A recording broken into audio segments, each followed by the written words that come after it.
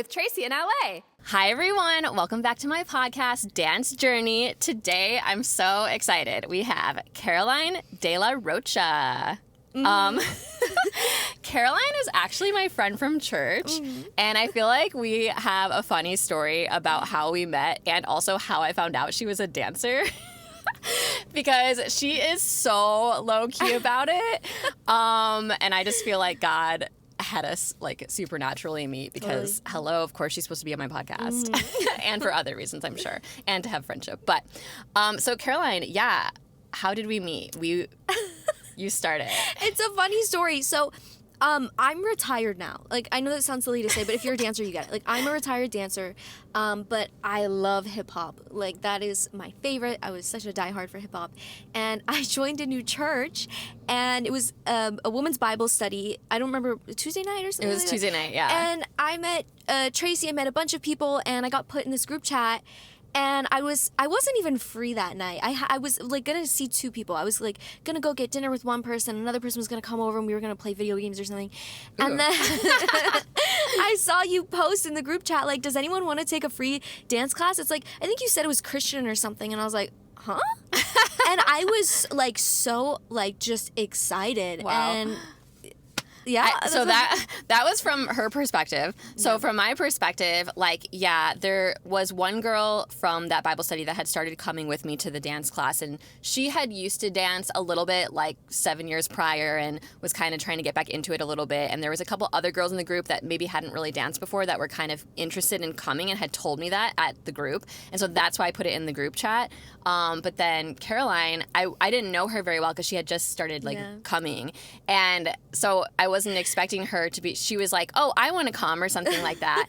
And I was like, oh, cool.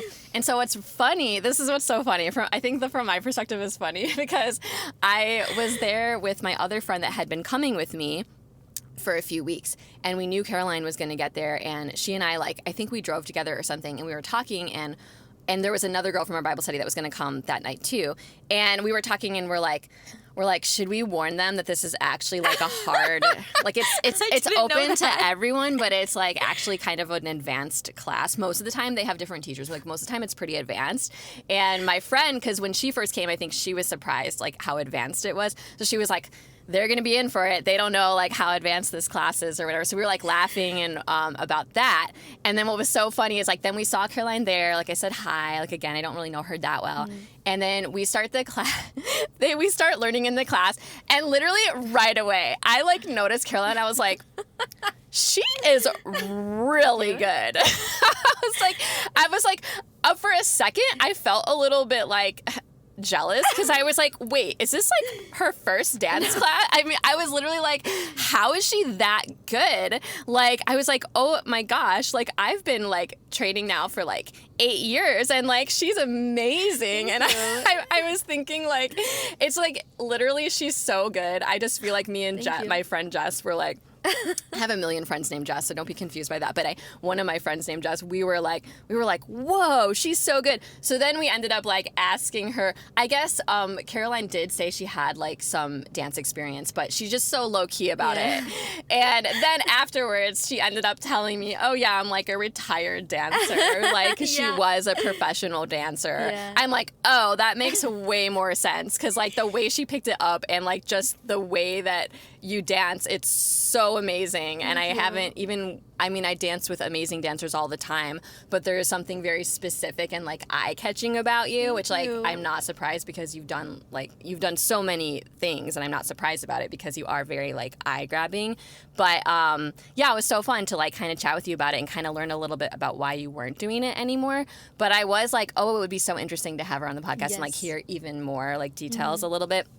So when you went to that dance class, had you been to a dance class in a while? No, like I have such an affinity for hip hop. Like it wasn't that way in the beginning. Like I was not a hip hopper. Okay.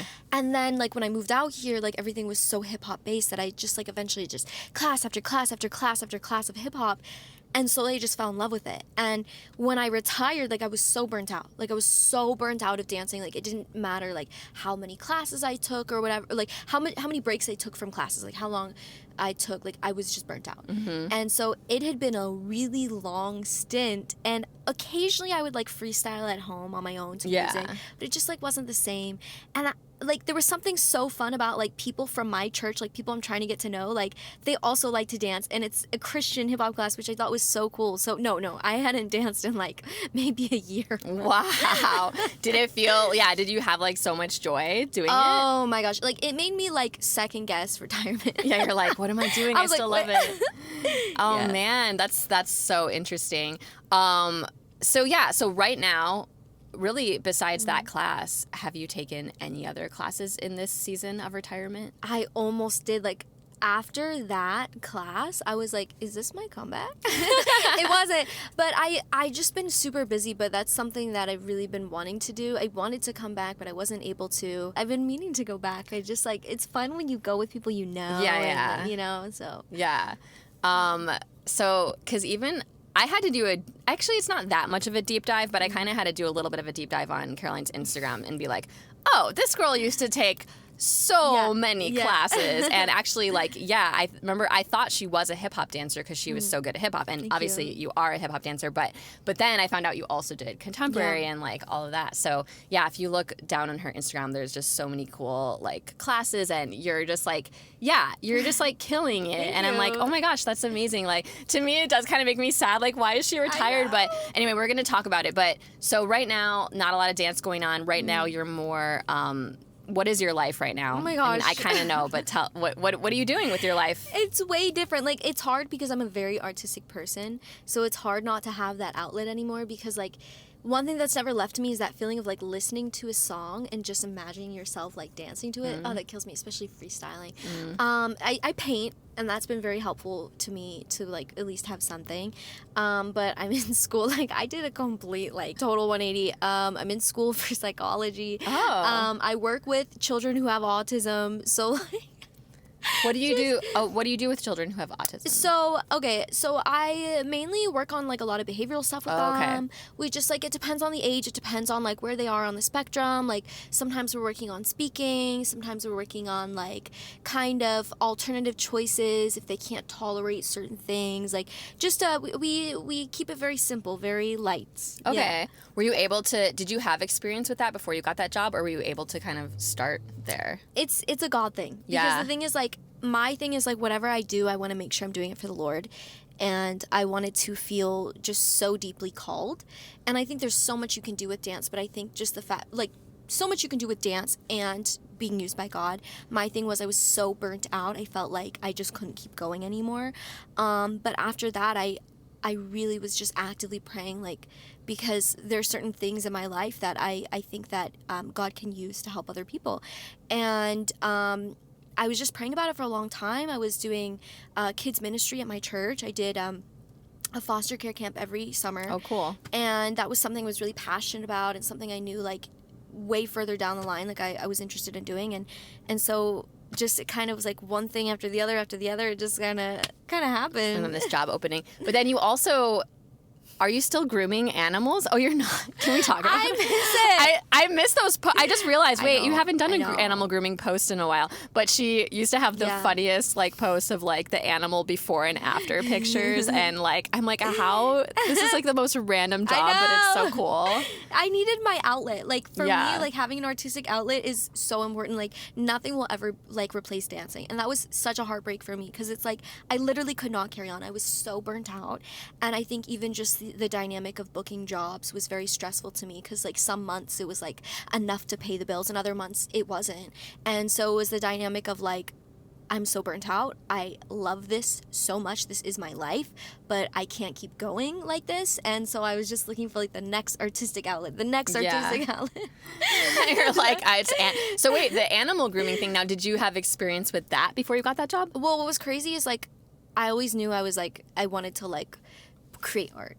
And even though dog grooming, like, what the heck? Like, it's art. It does look artistic when I watch those posts. Like, oh my gosh. When I quit dancing, I was praying for so long, because like art is so important to me, and it is like my outlet, is my everything. And I was just so devastated because I didn't know what I wanted to do, and I was like looking up like creative alternative routes I could go.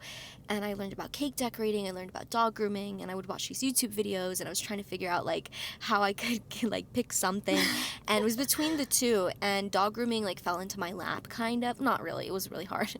I found like apprenticeship. Because yes, there is a dog grooming apprenticeship, and I mean, makes sense. You have to learn it. I did 2 apprenticeships. Okay. And it was just like I was hooked. And so I did that for a long time until God clearly told me no. So wow. Okay. Yeah, I've been there. Sometimes there's something you do for a season, and then it's like, oh, now it's like, time for the next thing. But that was really fun, and like I know you love animals, and also check out Caroline's painting because I feel like I'm just like your biggest fan because I also love your paintings. Like every time I see a post with your painting, I'm like, this girl. Once I have like my own place, I need to pay you for some of your paintings because I would totally put those up. I really love them, and I always feel like you have, I don't know, whatever like your caption is, even if it's like something short, it just, I don't know, it feels powerful. I really just like your art. And then I also like the way you groom dogs. I also think you're hilarious. Oh my God, thank so you. like I always am watching her stories and like replying to them because like they're just, I feel like she just says whatever, but I love it. Even if it's like, I can tell you're gonna like talk for a while, which like usually, because like not because I don't want to hear people talk, but like you're rushing around and you're checking Instagram fast, and most people when I see they're gonna like talk for a while, I'm like, okay, I don't really have time for this. Like, maybe it's great, but I don't have time for this. But when I see that Caroline's about to talk for a while, I'm like, I need to sit down and watch this because this is going to be funny. Thank you. Literally, I know it's going to be like a funny laugh. story or something interesting. It's going to like make my day. So please follow thank this you. girl and like watch all her stuff because it's amazing. And then if you want to see her dancing, scroll down a little. But maybe soon we won't have to scroll down as much. We'll see. But okay, so that's like your current life, which is still great, just in a new way. Yeah. So let's just talk about your dance journey since that's what the podcast is about. So tell us like where you grew up and like how you got started in dance. Oh my gosh. So I grew up in Knoxville, Tennessee. Oh, you did? I did. Okay, my uncle I'm used to a live Southern girl. Nice. You probably can't tell, but yes. My mother owned a gymnastics studio, and I always dreamed about being a gymnast. Oh. I wanted to be a gymnast. I wanted to go pro. I wanted to do the little loops on the bars. And my mother was a collegiate gymnast. Like, oh, wow. Yeah, she got full ride scholarship to college for gymnastics, but she would not let me do it competitively. And Why? I was a competitive girl, okay? I was all about those trophies. She thought it was too dangerous because my mother, like, she has screws in her knees, like blown out knees. Like, she ain't doing too well. Wow. And she didn't want that for me because, like, just the amount of injuries that she's had. I would beg all the time. My parents would say no. And down the street, like, it was in this strip mall. And so her gym was right here, and at the very end was a dance studio. Oh. And I would beg her all the time to do, like, competitive gymnastics. No. And so one day I was like, well, fine, can I dance? And she's like, oh, like, I'll ask because, like obviously we didn't have, like, that kind of fund lying around just, like, for me to take a dance class. So she asked my grandpa, like, would you be willing to help pay for dance classes? Oh, nice. And he said yes. And Is this Grandpa Ross? Yes, it's Grandpa Ross. She posts about Grandpa Ross. So. Grandpa Ross is my hero. So he helped pay for my first 2 years of dancing. I was at not a good dance studio. Like, everything they taught me was incorrect. It was wrong. Terminology was wrong. Oh, no. It was not it. It was really not it. And then... How old were you? I started dancing when I was 8. Okay. So a little later compared to most people. Yeah. So the first 2 years really didn't count. 30 minutes once a week. I lived for it though. I lived for those 30 What style was it? It was ballet. Okay. I was in love with ballet. I wanted to be a ballerina, like the whole 9 yards. But then my dance teachers would always be like, oh, she's so talented. Like she can go really far. And then my mother told a friend of hers whose daughter used to go there. And the lady was like, oh, no. She was like, she says that to everyone. Like, she's not a good dance teacher. Like, if you want to know if Caroline is actually talented, take her to this other dance studio. Okay. And there's this ballet teacher named Miss Adina. And Miss Adina will tell you. Miss Adina's from Romania. She built different. Like, so she's like, if you want to know if Caroline's really talented, have her train with Miss Adina. So my mother took me at the end of 4th grade. So I was, I think, 10. Okay. I was 10 years old. Very late to the game compared to like when most kids start. And she's like, oh no, like she's actually talented. And my mother was like, aha! And was that ballet as well? Yes. Okay. But we couldn't afford it. Because like I'm the last of 5 children. Like, oh wow. Yeah, money was very, very, very tight. Lived off of hand-me-downs, like the whole thing. And no one else in your family danced? No. Okay. And you know, we came from like a family-run business. It wasn't like my parents could afford to like pay for that. Okay. So my mother spoke with the owner of the studio, and she was willing to let me dance for free. I don't know Whoa. how that happened. That's amazing. But it did. And so I fell in love with ballet. I wanted to be a professional ballerina, but I was not built like a ballerina. I am muscular. My feet aren't naturally arched. Like, I'm like, you know, like, and so it wasn't until I was like 15.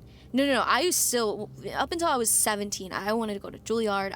Wow. Now I wouldn't do that, but like, I wanted to be a professional ballet dancer, but I was so insecure because, wasn't built like it. My hair's like more, you know, and everyone beautiful ballet buns, and mine did not turn out that way. And then when I was 15, I got signed to a dance agency.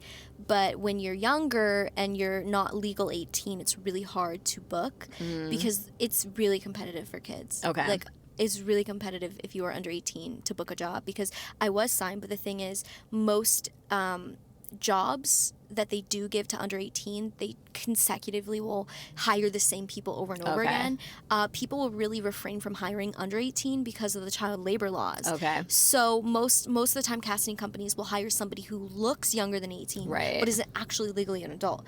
That way, they don't have to dance around the whole, like, I believe minors can only be on set for like 6 or 4 hours or something like that. You have to have a tutor there. Like, there's all these laws, but with adults, you don't have that. Right. And so I did not book anything, like nothing, ever. And then By that point, were you doing other styles as well, or just ballet? I was doing ballet and contemporary. Okay. Like, but I knew, like, when I got signed, that's when it hit me, like, because I was living in Tennessee, and I would come out here and stay with my grandparents and family friends, and I would dance, and I realized, like nobody's booking contemporary jobs. Like, there's no ballet jobs. I was gonna say, is part of the problem that you were looking for ballet jobs? Like, I just feel like there's not as much of that. There's not. But the thing is, like, the opportunities for under 18 were so limited. Yeah. And the fact that they were all hip hop, I remember, like, I'd be like, well, I'm not going to go to this one. This one's hip hop.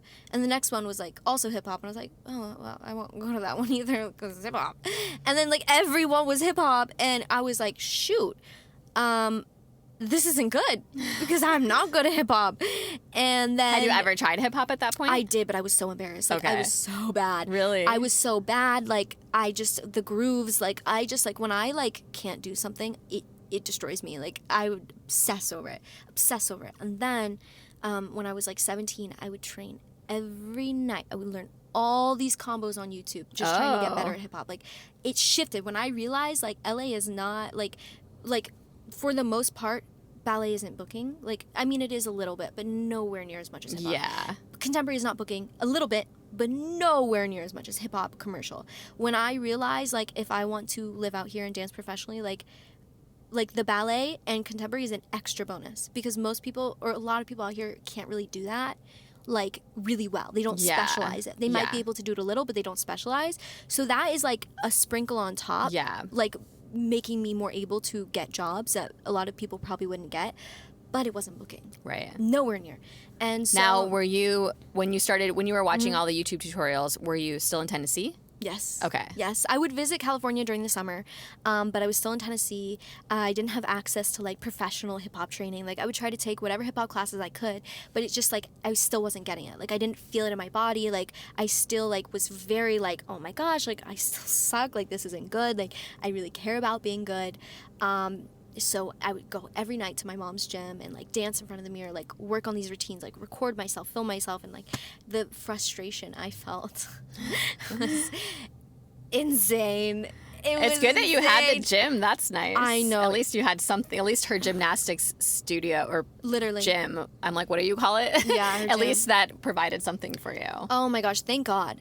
And then when I moved out here, I was with my same agency for about a year, and I'm very much like, I'm always thinking like the next thing. Like I can't help myself. Like I'm very obsessive with whatever it Wait, is so that I when do. did you move out here? I moved here when I was 17. So I visited when I was 17, came back home, and then I moved in with my grandpa. Okay. So Is that Grandpa Ross? yes, of course. Okay, so he's out Of course here. it's Grandpa Ross. Oh, it's interesting that part of your family's out here. Yeah, most of my family's out here. Oh, okay. Yeah, Tennessee's just like a random place. Like Okay. my grandfather on my dad's side came from South America, and he didn't know English, and he was like looking for places to move to, and he read a brochure about Tennessee. So it's not like we're like from there. Like it's so random. The way we make decisions sometimes. I think we all have Apparently stuff it was like that. nice. I don't know. That's funny. I moved out here. Okay. And that was your determination was to become a professional dancer. Yes. And Had you still not booked anything yet, or had you booked No. something? No, Okay. I had booked nothing. It's really hard to book when you're under 18, but let alone like not good at hip hop. And they always give the same jobs to the same people. So I joined I'm a Breathe dance company, which rest in peace. If you know, you know. What's it called? I'm a Breathe. You know I'm a Beast? It was their contemporary branch. Okay. I'm a Breathe. Yeah. That's yeah. interesting. It's like that was our thing. Okay. Rest in peace. And then I joined I Am Force as a what was it? Are these contemporary companies? Yes. Okay. Yes. IF they shut down during COVID. Okay. But they were the best. They were the best. And so I was a trainee under them under IF for 2 years, and I was a company member with IF. I'm a Breathe for 2 years, and I was working hip hop all the time. All the time. So you were in contemporary companies, and then you were taking a lot of hip hop classes. Yes. And how were you affording all this at this point? Well, I lived with my grandpa, and I had a savings account, and that savings account was slowly dwindling. Had you worked like a regular job? Yeah, at all? Okay, this is really silly. I didn't know like anything about jobs because my family had their own business. So I only knew like how to teach dance and gymnastics, but I did not want to do that. Okay. So I didn't know the dynamic of the workplace, and this is really embarrassing, but I didn't know like I thought like if you called off from work, you could only do that once, and if you did, you would get fired.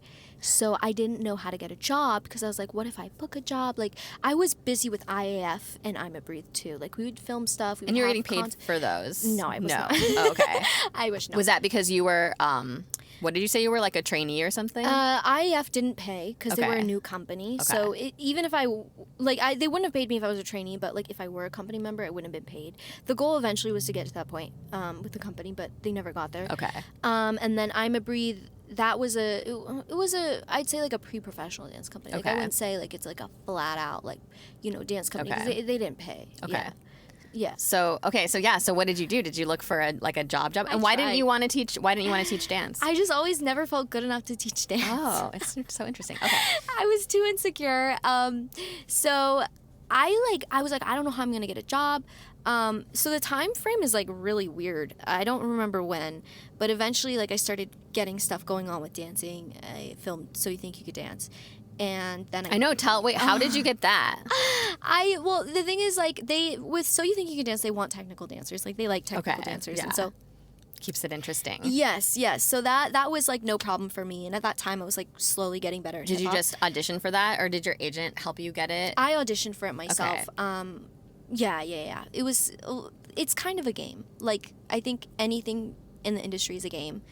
It's not as simple as just being a really talented dancer. Yeah. Like, there's all these behind the scenes pieces. Like, can you speak well? Like, how do you present yourself on camera? Like, are you interesting? Like, we need this kind of person.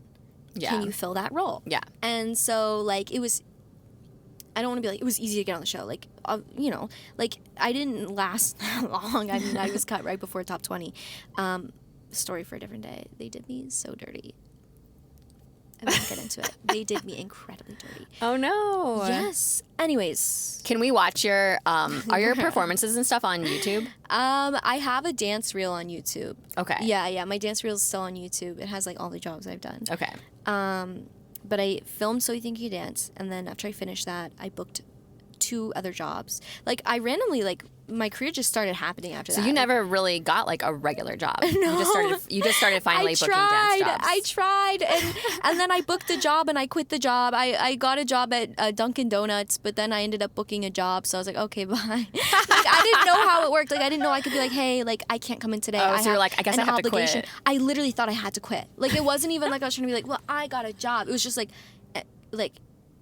am I gonna get like, do I quit before you fire me? Like, I didn't know how that worked. I didn't know that like you so could, funny. because like my family's never like we've had our own business, so it's like I didn't know. Yeah, Yeah. That is really funny. That kind of makes sense though. Probably for the best, anyways. Yeah, it was. Dunkin' Donuts is so random. That's that hilarious. lady was rude. She was so mean to me. She threatened to fire me on the second day. Why? She's like, you don't talk loud enough. Like, you need to like greet the customers louder. Like. It was wow. day 2. Yeah, I'm glad you quit. Yeah, thank you. Okay, so you're thinking you can dance. Yeah. Then you had, what were the other jobs that you booked? So, well, I'm very much like you said, I'm very obsessive. So I'd been with this specific agency for maybe like 15, 16, 17, 2 years. No, 3 years almost. And I just was not booking enough to my liking. And I felt like I was doing all the right things to book.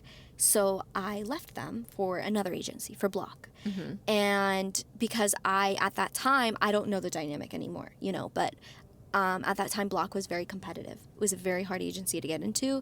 And I saw that they didn't have that many clients, which I wanted because I wanted them to focus on me. Yeah. Like, I wanted them to see me as a potential for booking and stuff like that. And so that's really what attracted me, is like I saw that they were very selective with who they booked. I saw they didn't book as many people, or with who they took on as a client. They didn't, you know, have that many clients compared to other agencies. And that's really what allured me to them. So immediately, like, my whole dynamic changed after that. Like, I'm really grateful for that. I'd been with the same agency. Like, I think sometimes, like, just in my own experience, like, when agencies are really big like that, it's really hard to get their attention. Yeah. You know, and I would try to email them as much as often, like, hey, is there anything going on? Like, I'm just curious, like, are there any opportunities? And they were very nice to me. They were very nice. My agent was a very nice lady. And I booked one Disney job with her as my agent. But then, like, it's just the fact that I'd been with them for almost 3 years and I only booked one job. Yeah. And I just What was the Disney job? It was for a show called Bunked. Okay. Yeah. And it paid well. Craft services were I love good crafty. And it was so exciting, and I just felt like I really feel like I could do more. So I just told her, like, thank you so much for everything, but I found another agency, and then really, thank God, like, I feel like my agents were very good about, like, seeing the potential in jobs that I could have, and I, like, was able to book a lot more. Yeah. So then what kind of jobs did you start booking after you switched Oh my gosh. agencies? I'm so averse to acting. Like, I do not. That's another thing. Like, I think my career could have lasted longer if I got into acting as well, because obviously dance jobs are so limited. Like, there's only a handful of jobs. There's more opportunities if you're in commercial work or even acting, and I'm just, like, not my vibe. Don't want to do it. Don't like to talk on camera and stuff like that. So, like, I didn't want to do it. But I did book an acting job. I don't know how. I'm kind of surprised you don't like talking on camera. I don't Just from, like, your Instagram, I feel like you're so, like, because I'm talking to my friends. It's different, you know? Like, a lot of friends, but I guess. It's different when I'm talking to people that, like, in my head, I'm like, oh my gosh, maybe it's just me, but I think this is hysterical. Like, I'm going to post this. And sometimes I'm like, is this annoying people? Sometimes I think it is, but sometimes people like it. Like, just one person liking is like, yeah, they want this. Oh, yeah. At least do it for me. Continue it for me, even if nobody else likes Don't it. worry, But I have more content coming. I'm pretty sure a lot of people like it. Okay, so you were, and at this point, had you gotten better at hip hop because you were taking a lot of hip hop classes? Oh my gosh, Kenny Warmold, I love that man. I want to take him. I haven't taken him yet. Okay, getting into basics changed my life. Okay. Like, the one thing I wish I knew is, like, don't just show up to every single hard class that you can. You need basics. Yeah. You need to be able to learn how to groove, because without grooves, like, you cannot do hip hop. Like, maybe you can, like, push through the movements, but if you don't have that background of teaching you, like, because it really is, like, kind of like a rhythm with these grooves, and grooving is, like, really such a foundation of hip hop. And I don't remember who told me, like, just go to beginner classes.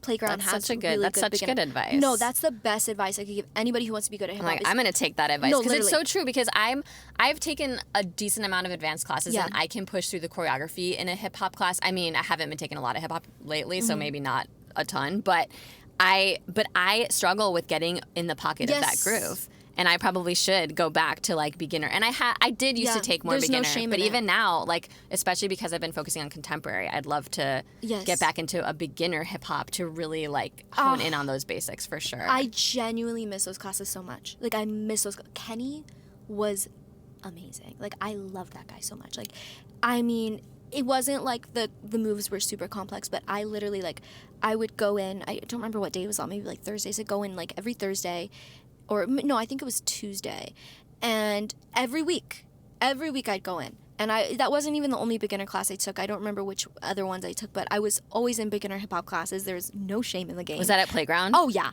Yeah. I, like, used to go to Millennium all the time. I used to go to IAF all the time. But once I found these beginner classes, I was like, no. Like, this is my new thing.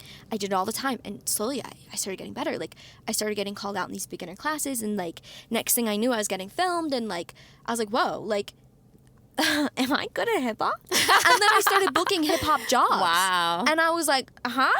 I was like, that was such an era for me. Wow. And I miss it tremendously. So I love watching you do hip hop. I love watching you do anything, but you. yeah, you did obviously get really good. I can't even you. picture you like not being good at Girl, it, but you I guess I'll don't believe you. I was not good.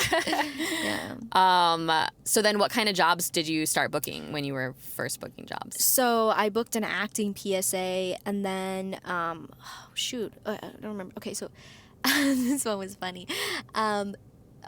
This was for Sweetie. I don't know if you know. Yeah. Sweetie. Yeah, it was for Sweetie, and honestly, like, I think as I started going more into the dance realm, like, I realized, like, I had a lot of religious convictions, Okay. spiritual convictions. I want to say that, like, oh no, like, I don't know how to navigate this, and I will say I was lucky because all the jobs that I was booking had to do with certain factors. Like, I was not going to book a mature job. Yeah. And in the dance world, mature means sexual. Yeah. Okay, we all know Since that. you were young and you looked young. I looked very Yeah. young, so they did not want me for mature jobs. Okay. But I happened to book a mature job, and I didn't know.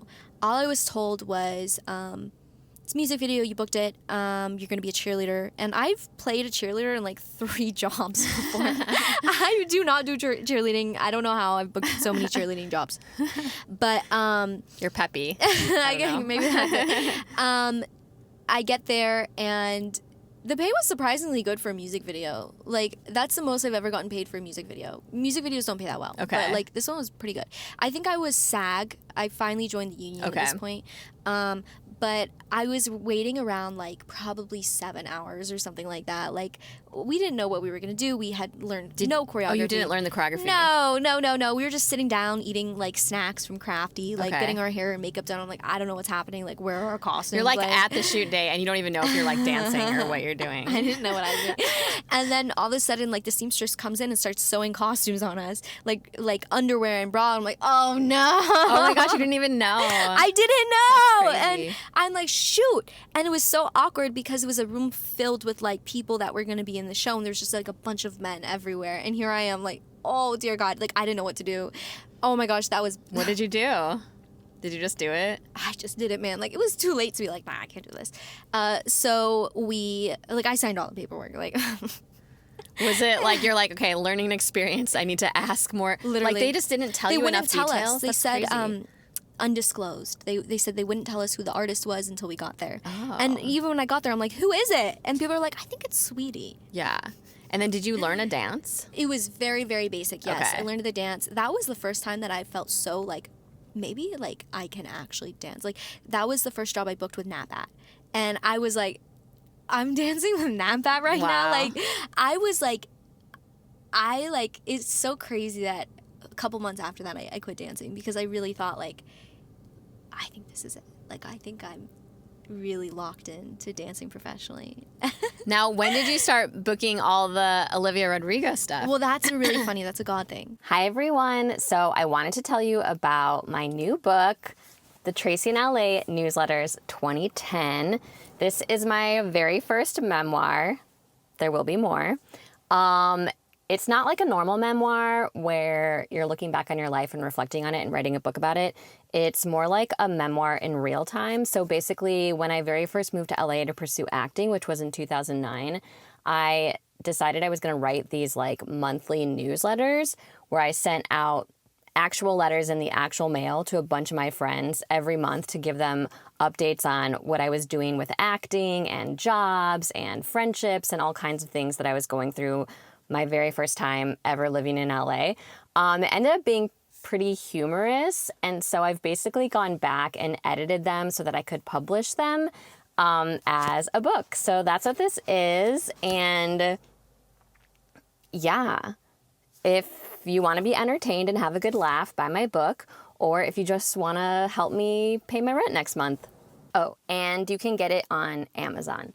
The Tracy in LA Newsletters 2010 by Tracy Nicole. Nicole is my middle name. Also, there's a link in my Instagram bio. You can get it paperback or on Kindle. So what happened was, one month in particular, and this is when I was starting to get really in my faith, and I started seeing all these sermons, like, therefore I tell you whatever you ask for in prayer, believe that you received it and it will be yours. And of course, like, I know the context of it. Like, God is not a God that's just out here to, like, give us whatever we want. But I was so new to my faith, and I feel like God is such, like, he'll humor you sometimes. And that's really when I was new to my faith. And I was like, I'm going to pray that I'm going to book 2 jobs in 1 month. And usually with dancing, it is so hard to even book a job a month. Like, there's, like, I'm going to say the people that typically book, there's probably a 1% people who book consistently. Yeah.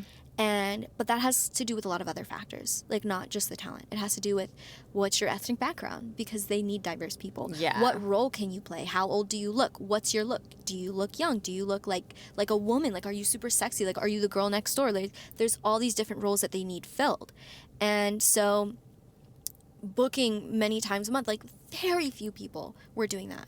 And I started to realize through the jobs that I've been on, like, I started to see people that I knew, but I, like, from previous jobs, but I'd never seen in classes before. Okay. And I'm like, how are you booking so much? Like, you never train.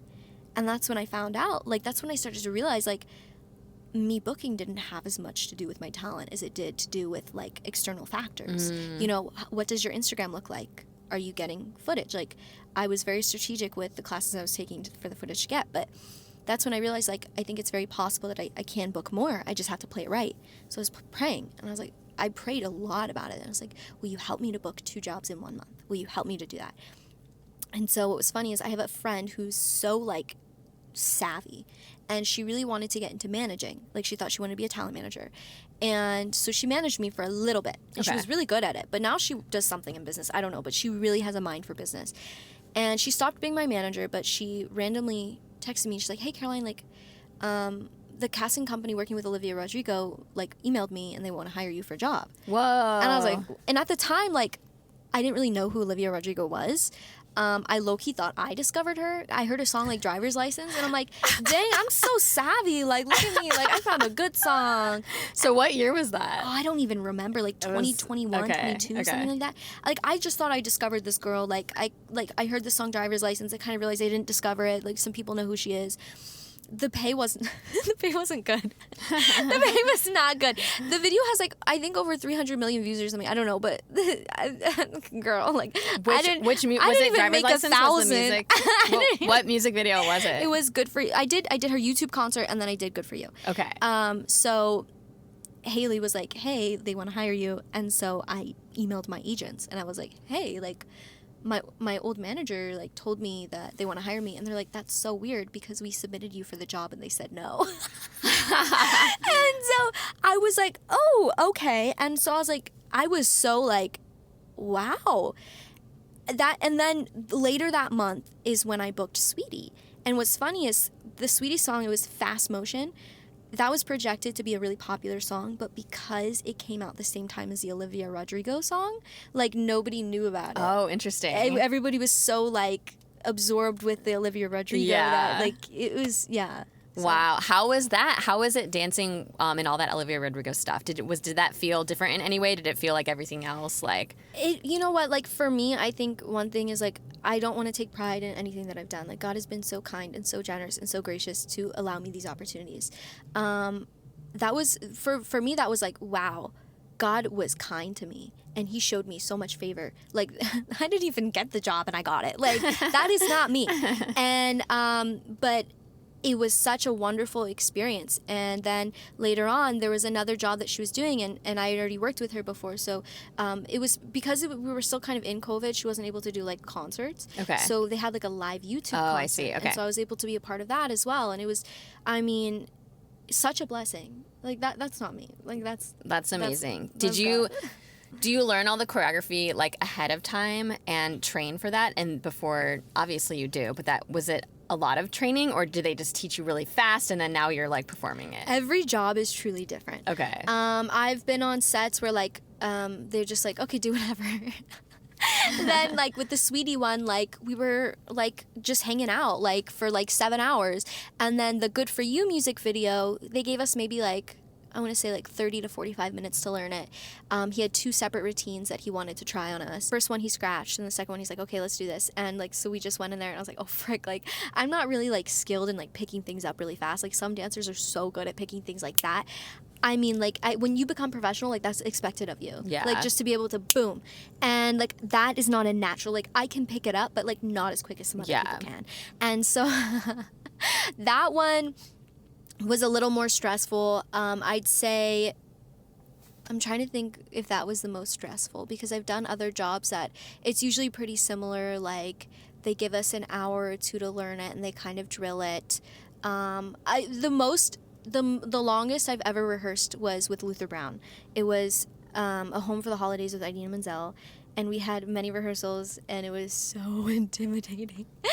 That's funny that the one that actually had rehearsals was more intimidating. I know, because it's Luther Brown. Yeah. Like, oh, girl. Wow. Yeah. So everyone was really different. Yeah.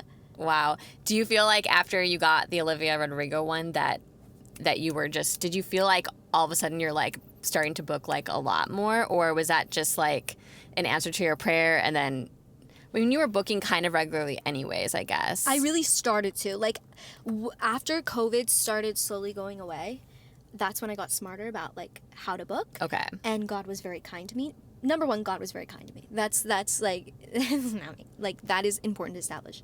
Like, only because God allowed it. And God was He gave me his favor. I think the biggest thing that I noticed is, like, I learned how to play the game. Because it is a game out here. Like, it's like the most talented dancers I've ever seen. Like, some of them barely book, or they've never booked, or they've only booked one job. And then the thing is, like, for me, like, I'm not like the best I wasn't the best of the best, but what I learned was, number one, you need beginner classes. Like, I don't care who you are, you need beginner classes. That changed the game for me, number one.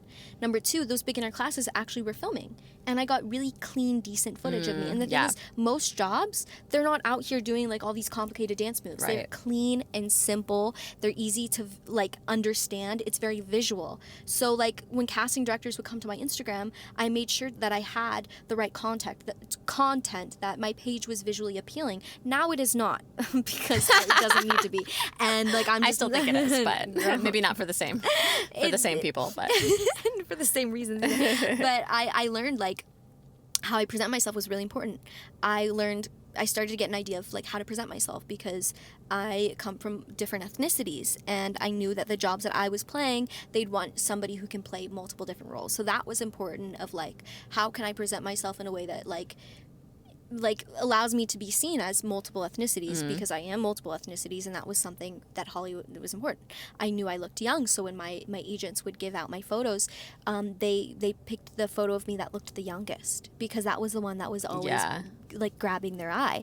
I started taking.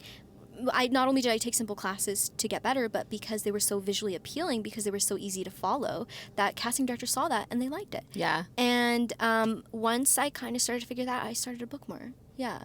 That's really cool. Okay, so now we're at, like, the pivotal point in your story, because what happened, it seemed like God was answering. I mean, I know you kind of already talked a little, but, like, give us a bigger picture of, like, why did you go from, like, you know, having a decent amount of success to, like, literally just completely stopping? Because I also feel, when I think about your story, I also think, could there have been a way to, like, still do it on the side with something else? Like, so what led you to feel like, I need to be completely done with this now? So there's, like, a lot to my story, like, I didn't talk about. I did grow up in, like, a very, very abusive home. Okay. And, like, it was, for me, dancing was an escape. Like, I loved being away from home. My dance teachers were very kind to me. They would let me sleep over all the time. I danced for free. Like, wow. They took me in. And then I moved with my grandparents because, like, it just got to the point where, like, I couldn't live at home. Like, it was not safe. Like, I couldn't, And so dancing was all I knew. I actually never went to high school. I got my GED when I turned 20. Like, I missed out. You never went to high school at all? No. Wow. No. I never went to high school at all. And so. But why was that? Or you don't have to tell, but that's very much into the concept of the abusive home. Oh, wow. Yeah, like there was a lot of stuff, and for me, dancing was an outlet. Okay. And it was a gift from God because the way like exercise heals your brain is incredible. There's so much like science behind like actually the releasing of these chemicals in your body, and that changed my life.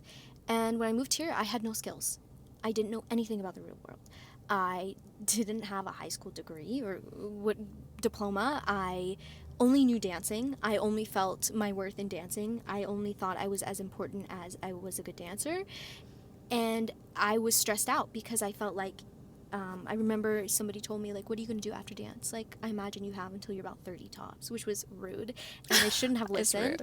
That was really rude, actually. I don't know why I, like, listened to him so much, but after that point, I was like, oh my gosh, he's right. Like, what am I going to do? At the time, I didn't even have my diploma.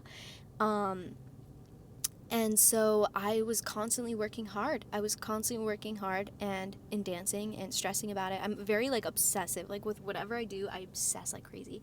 And it got to the point where, like, I was getting somewhere, but it didn't feel fulfilling. Like, it didn't fulfill me spiritually. And I felt like God had other purposes for me. And I just was concerned, like it got to the point where, like, I felt like it looked good on paper. People were proud of me. People were, like, impressed by me. But then it was, like, even, like, a lot of my family members, like, they loved that I danced because they could brag about it. Yeah. And it was like, oh, like, Caroline did this, Caroline did that. Praise God. That's not me. That's God. God was kind to me and he was gracious to me. It's not my doing. But it got to the point where, like, I really only had my worth in dance. Like, I just was only as important as I was a good dancer. And that's the only thing people in my life seemed to care about. And it got to the point where, like, it was unhealthy. It was very unhealthy. I was stressed out. I knew it wasn't going to last forever. I knew I didn't want to be a choreographer. Like, that was not a gift that I had. It was not, like I freestyle. I don't choreograph because, like, for whatever reason, my brain just doesn't work that way. Okay. Like, I knew there was not a chance I was going to be a choreographer or a dance teacher. So I was like, well, what am I doing? Like, what's next? I have no skills outside of dancing. Like, I have no skills outside of dancing. I will not be a choreographer because that's not really a gift that I was given. Like, I can freestyle, but putting things together was not a strong suit of mine. Okay. And it got to the point where I just felt like, you know what, like, I don't think bringing honor to God anymore.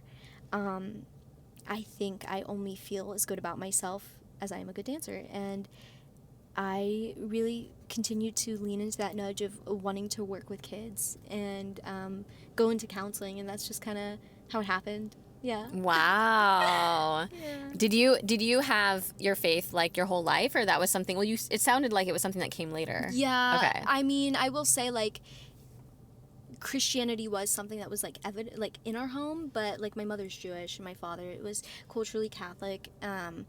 So I never saw a good representation of Christianity in the home until, like, I got a Bible when I was 15, and I started watching YouTube sermons, and that gave me hope for the first time in my life. And then I moved here, and when I was, I think, 19 or 18, I started attending church.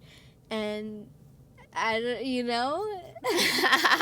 love it? I loved it. It changed my life. It changed my life more than dance did, unfortunately. But it changed my life. Did you start to feel like you had value in something else, like other than dance, when Thank you.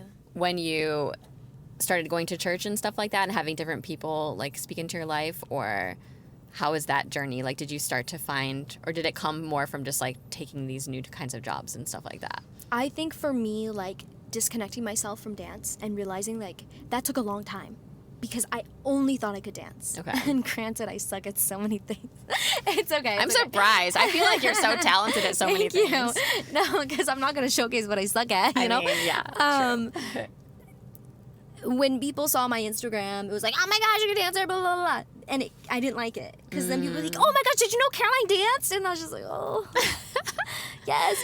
I don't know what it was for me. It's just like I felt like I don't like bragging about myself, but I think it was hard to step away from dance. Like, even talking about it just kills me, because it's like every once in a while I'm like, what if I just went back? Like, genuinely, it was such a hard decision. Like, I loved it as much as I hated it. Like, I remember when I officially decided I'm gonna quit, I was crying, tears of joy, because I had such like a mental battle with it. It was so, like, I genuinely still really miss it, but it took many years. Like, it wasn't like, okay, this is done, I'm over, like, I feel so much good. There was an initial sense of like, whoa, I'm free. Yeah. Like, not everything is about, like, going to take a dance class, making sure I'm in shape, making sure, like, I'm ready for this audition, making sure, like, I just did 7 takes of the same freestyle to send to casting, like, you know, and, like, it got to the point where, like, once I quit, like, I just felt this relief of, like, I can be low-key. Like, nobody will ever know who I am. Yeah. Like, no one will ever see me, like, on video again. Ironically enough. I can understand that feeling. Yeah, I'm just like, yeah. just relief. I can just, like, relief. even though you love dance, but when it becomes such a job, Yes. it doesn't always have the same, like, it kind of has a different effect on you. Yeah. But do you feel like it's not, I mean, don't you feel like you could just take classes here and there that you just want to take, and now there's no like, you don't have to get a perfect video, you don't have to worry about, like, sending it to people or even posting it if you don't want to. Yeah. It just could be just, like, for fun. Would that sound fun to you, or does that's like, because you were so entrenched in it, that's like, it's scary hard. to do that? It's hard because, like, I know it's going to be fun. Yeah. And I know I'm going to love it. And I know I'm going to feel sad because I'm going to miss it. And every time I take a dance class, I'm like, what if I just came back? Yeah. I feel like you could just take class if you wanted to. Hard Whoever because you I want, loved it. whoever you like, You're right. whoever you wanted to take, or even, like, a class, maybe a style you haven't done or something, or haven't done in a while, and just like have fun, and just, like, but I feel like I get what you're saying, because I do, to be honest, I feel like you're so eye-catching when you dance that Thank you. you'd probably just come to, like, one class and someone would be, like, trying to book you on something. You're like, I'm not even trying to do that right now. But I would love to dance with you. I mean, we did that one time, sort of, but it would be awesome. Like, we weren't able to take a dance class today, but yeah, Caroline, I just feel like you do have an amazing talent with dance. Like, I do think it's also amazing that you're able to follow where you felt like God was leading, which was, like, to something different. I think that's also amazing, to be able to, like, lay something down that's so important to you. That's hard to do. So that's actually very courageous. And I think God's blessed you with a lot of cool other things you're also very good at, and helped show you that, like, hey, you're a full person. This was never the only thing you were good at. It just, like, felt like that or whatever. So I think that's really, really cool. But at the same time, I'm like, you do have this amazing dance talent, and it sounds like you still like it. So it's not like you hate it now or something. So I feel like I'm going to pray that, you know, maybe God shows you a new way of doing it, whether it's going to those, like, Christian hip-hop classes and just doing that for fun, or if it's just going to class here and there, or if he even gives you, like, some new kind of vision for it. Like, I know you said you aren't really a choreographer or a teacher, and maybe that's true. Or maybe there will be a season that God brings that into you, you know, that kind of transforms you and gives you grace to be that person if he was calling you to something like that. Or, like, you know, even just the way that, like, I started dance late in life, like, after the time most people retire, you know. But God's kind of given me, like, a different way to, like, do dance, like, even with, like, this podcast and stuff. And, like, I do really want to teach and that kind of thing. So, like, he's given me a very unique calling with it, which is, like, perfect, you know, and maybe you have a unique calling as well that you don't even, like, know yet. So, because I'm just like, this talent, though, like, we don't want it to go to waste, you know. But I think your journey is really amazing and inspiring, and I think it will be so helpful to other people to learn. Just, like, because there's a lot of people I interview that are just trying to get to where you already, like, were. And it's not a bad thing. It's like they're good goals, and you had a good life, and it was successful. So I can see why people would want that. But to kind of know a little bit more of the reality of it, and to just know that, like, it's also okay if you decide that you kind of want to do something else. Like, because I think a lot of dancers was hard. Dance is the identity, because you just have to go to class all the time. And you have to, I imagine, if you're actually with an agency and stuff, you have to work on your auditions and your casting tapes and everything. And, like, it does become your whole life, and it's so crazy how, like, few dance jobs there are for how much it becomes your whole life. There's, like, other jobs in the world that you could get higher and higher and make tons of money, and it's still only like 8 hours of your day, or it's still like you still get the weekends off and you still have time off, which is like, you know, that life is not for everybody. But it's just interesting versus dance where it could become your whole entire life, and yes, you love it, but you're always doing it, and then, you know, maybe you're barely getting by with money even if you're booking, and you're still like always thinking about it. And that life is not for everybody. So I think it's important, like when I used to pursue acting, like I remember saying, like, it's not, like you said, like it's not just about the talent, it's about the look and everything, but also it's about, do you like this lifestyle? Some people like thrive off that. They're like, yeah, I like kind of risking, like I like living a life of risk. There are people that really enjoy that. And it's like, yeah, we'll see what we do next. I like doing all different kinds of projects, and like I just figure it'll work out and it'll be fine. And there's other people that are like, no, I want my regular paycheck. I want whatever. And there could be ways to do artistic things and get regular paychecks, because there are different type of avenues, you know, but I just think it's very interesting to hear like your story and your version of success in it, and like how that worked for you, and how it was good, but you kind of learned some different things about yourself, and like that you kind of wanted to do something else. So I'm so glad that you came to share, because I knew it would be like just kind of, I mean, every podcast I've done I have loved, but I knew your story was going to be like a little bit different and might be good for like just certain people that maybe need to hear it for some reason. So that's amazing, but I still am praying and hoping that dance is gonna come back in your life. And like, I think it'd be cool if it was just like in a new way, you know, like maybe the old way was for a season, and when it comes back in your life, it will be like a very different like version of it, you know. That would be amazing. Which would be so cool. It would be super tempting not to like try to get an agent again and like do all that. But that would also be fine. Like if maybe God was like, oh, that was just like a season of rest from it, and now like there's nothing wrong with deciding you did want to get an agent again. So I think also to not be fearful of like what might happen if you take a few dance classes. Like, oh, what if I take a few dance classes and I really like it and now I want to do, I mean, that's not wrong. Like, that's okay, you know? You would just have to decide. You would just have to be like, okay, do I really want to, I mean, and that can be kind of dramatic. If you're like, am I going, but see, that's like the identity thing again. It's like, but none of that has to be your identity. It's not like, am I a dancer now or not? It's like, whatever. If there's another season of you signing with an agent, great. You could do it for a year and be like, actually, I don't want this again. I mean, you can keep making decisions your whole life. You don't have to be like, now this is what I'm doing for the rest of my life for the next 10 years or 20 years or whatever. So I think it'll be exciting to keep following, and please follow Caroline, just because literally her stories are so funny, even if it's not for dance or anything. And her paintings. Thank you. I mean, gosh, for you to hear that you thought you weren't like good at things, like, I mean, I feel like you're especially good at like a lot of things. Thank you. Oh my gosh. Yeah, Caroline, I don't know, was there anything, I feel like we covered a lot. Was there anything else that you like wanted to share, or advice you would want to give to anyone, or I mean, I don't know. I feel like the biggest piece of advice is like, if you are trying to dance professionally, like it is a game and you have to know how to play it. There is no shame in beginner classes. Number one. Number two, like how you present yourself on social media is also huge. That is your best friend. That, and like figure out what your avenue is. If you look older, you're not going to book young jobs. If you're younger, you're not going to book older jobs. Like for example, like heels classes. That's kind of a big one for girls to take. I never really took that many heels classes, just because number one, I knew my convictions. I didn't feel comfortable taking those kind of classes. But number two, I most likely wasn't going to be booking many heels classes or heels jobs. I think the biggest piece of advice is literally just knowing how to play the game, because it is a game, and if you want to book, you have to know how to do it right. So. And apparently pray, because that worked for you. I don't know, pray for that.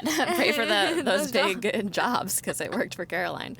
But yeah, that's such great advice, and I think people will get a lot out of this one. So thank you, Caroline, for joining today. We'll release you to the rest of your day. But I thank you guys for listening and watching. Please like and subscribe, and we'll see you next time. Bye. Bye.